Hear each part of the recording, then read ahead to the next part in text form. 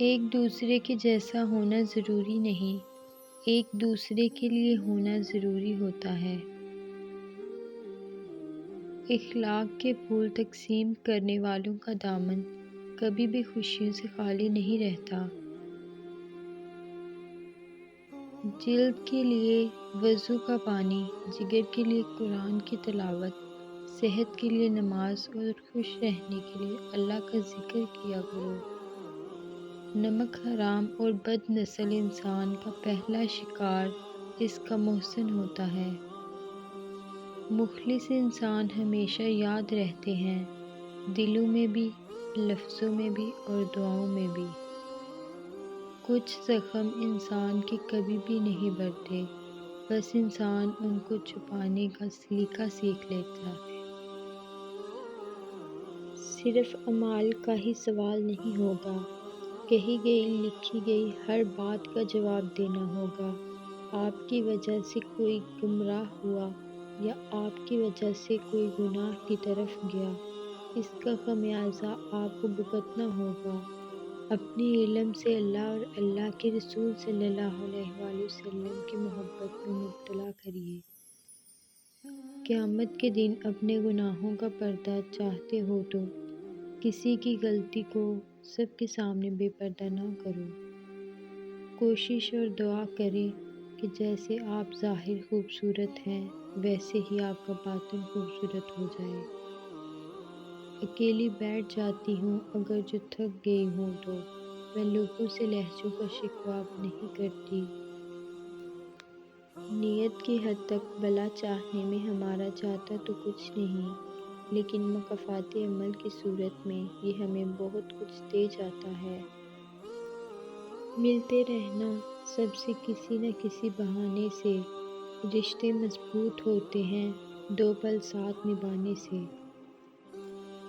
دکھ اگر صرف اپنا محسوس ہو تو اپنے حساس ہونے پر نظر ثانی کرنے کی ضرورت ہے۔ خوش رہا کرو کیونکہ پریشان ہونے سے کل کی مشکلیں دور نہیں ہو جاتیں، بلکہ آج کا سکون بھی چلا جاتا ہے۔ ہمیشہ الحمدللہ کہیں اور یاد رکھیں آپ کی زندگی لاکھوں لوگوں سے بہتر ہے۔ جو انسان جیسا ہے اسے ویسا ہی قبول کریں۔ محبت کرنا ایک مشکل عمل ہے، لیکن یہ عمل صرف خالص محبت میں ہی ہوتا ہے۔ موت فانی زندگی کو دائمی حیات میں بدل دیتی ہے۔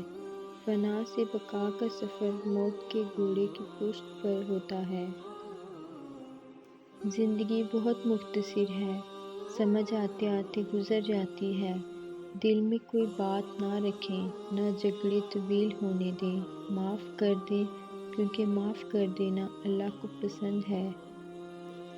جس طرح شبنم کے قطرے سے مرجھائے ہوئے پودوں میں تازگی اور جان پڑ جاتی ہے، اسی طرح خوبصورت اور اچھے الفاظ مرجھائے ہوئے دلوں کی اداسی دور کرتے ہیں، انہیں پر امید بناتے ہیں۔ سب کچھ مل جاتا ہے مگر نہیں ملتے احساس کرنے والے لوگ۔ جو اپنی گفتگو میں سچ بولتا ہے اس کی خوش اخلاقی میں اضافہ ہوتا ہے۔ زبان کا زخم تلوار کے زخم سے زیادہ سخت ہے۔ کچھ باتوں کا جواب صرف خاموشی ہوتی ہے اور خاموشی بہت خوبصورت جواب ہے۔ تتلی کی طرح اڑتے چلے جاتے ہیں لمحے، پھولوں کی طرح ہم دیکھتے رہتے ہیں انہیں۔ بانٹنے سے خوشیاں اس طرح بڑھتی ہیں جس طرح زمین میں بویا ہوا بیج پوری فصل بن جاتا ہے۔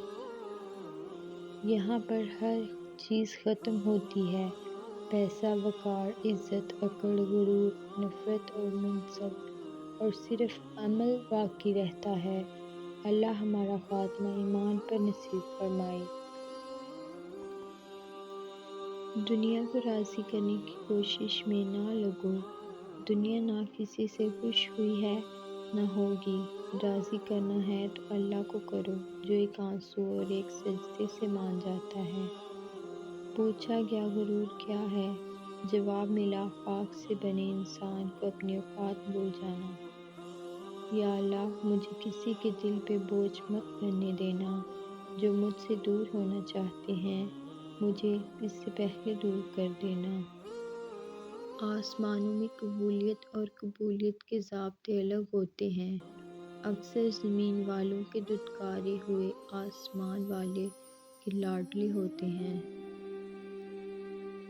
اگر اللہ نے اپنے بندوں کو آزمائش کے دوران تنہا چھوڑنا ہوتا تو وہ حضرت ہاجرہ رضی اللہ تعالیٰ عنہ کو تپتے ہوئے ریگستان کے بیچوں بیچ کیوں پانی پلاتا؟